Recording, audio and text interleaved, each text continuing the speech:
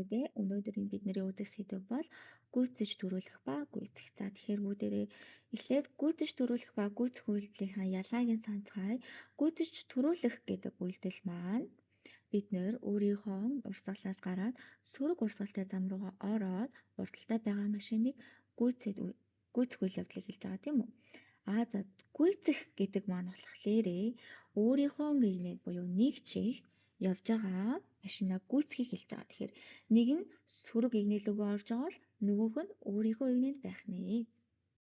За жолооч гүйцэж төрүүлэхийнхээ өмнө хөдөлгөөний эрчим, хурд, тээврийн хэрэгсэл болон тээврч яваа ачааныхаа онцлог, зам цаг агаарын онцлог, за бидний эргэн тойронд үзэгдэлт орчин хэр хангалттай байна уу, хангалтгүй байна уу, за уг үйлдэлийг хийхэд бусдад аюул учруулахаар байна уу, учруулахааргүй байна уу гэдгийг мэдсэн хойноо маш болгоомжтойгоор анхааралтайгаар гүйцэж төрүүлэх үйлдэлийг хийх нэ.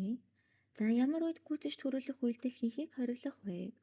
Өөдөөс яваа тээврийн хэрэгслийн хөдөлгөөнд бид нэр саад учруулах буюу энэ тохиолдолд өөдөөс бидний тээврийн хэрэгсэл явж байна. Тэгэхээр гүйцэж төрүүлэх үйлдэл хийж болохгүй байх нэ.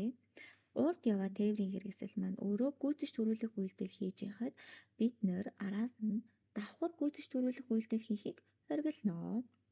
За урд яваа тээврийн хэрэгсэл 100 гаар тийшээ дохио өгж байгаа үед бид нэр гүйцэж төрүүлэхийг хориглох нь байна. За араас явж байгаа тийм энэ цэнхэр машин дотор бид нэр ялаа гэж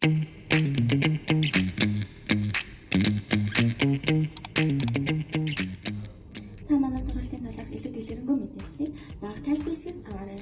Бидний артлын машин гүйцэж төрүүлэх үйлдэл хийж байхад бид нэр адилхан нэгэн зэрэг гүйцэж төрүүлэх үйлдэл хийхийг хориглоно.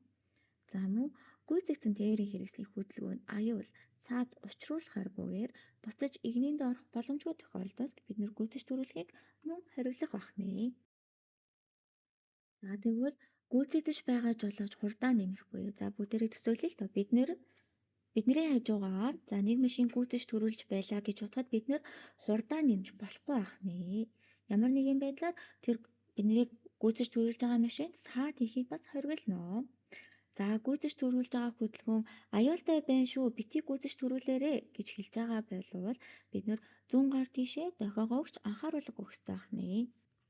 За ямар газруудад гүйцэж болон гүйцэж төрүүлэхийг хориглох вэ? Хамгийн түрүүнд уулзвар дээр болохгүй байх нь байна. Гарцсан дээр болохгүй байх нь байна. Явган хүний гарцсан дээр болохгүй байх нэ. За сургууль орчмын бүс хороолол дотор мөн гүйцэж төрүүлэхийг хориглоно. За тэгээ дээрээс нь бид нэр энэ орчмын бүст хамгийн дээдэлтэй 20 км/цагийн хурдтай явах хэрэгтэй байх нэ.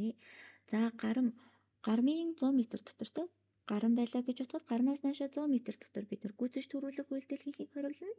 Мөн гүүрэн дээр болон доор хонгил дотор гүйцэж төрүүлэх үйлдэл хийхийг хориглох нэ. Мөн адил өгсүүр зам. За үзэгдэлт хангалтгүй орчинд мөн адил гүйцэж төрүүлэхийг хориглох нэ. За жолооч маань явган хүний гарцны өмнө явган хүний гарцсан дээр биш өмнө нь гүйцэх үйлдэл хийж байгаа бол 16-гийн 3 буюу энэ нь ямар дүрэн байдаг вэ гэхээр хэрвээ таны хажууд яваа ингээд явган хүний гарцны өмнө зогсоод явган хүн гаргаж байгаа бол та мөн адилхан зогсоод гаргах ёстой гэсэн түүнийг баримтлаад гүйцэх үйлдэл хийж болох нэ. За мөн хороолол дотор сургууль орчмын бүс дотор энэ анхааруулах тэмдэг байдаг тийм гинт хүүхэд гараад ирж магадгүй шүү гэсэн анхааруулах тэмдэглэгээ байгаа. Энэ тэмдгийн хүрээнд та гүйцэх үйлдэл хийж байгаа бол таны гүйцэж байгаа машины урталт хүүхэд байна уугүй юу гэдгийг мэдснийхаа дараа гүйцэх үйлдэл хийж болох нэ.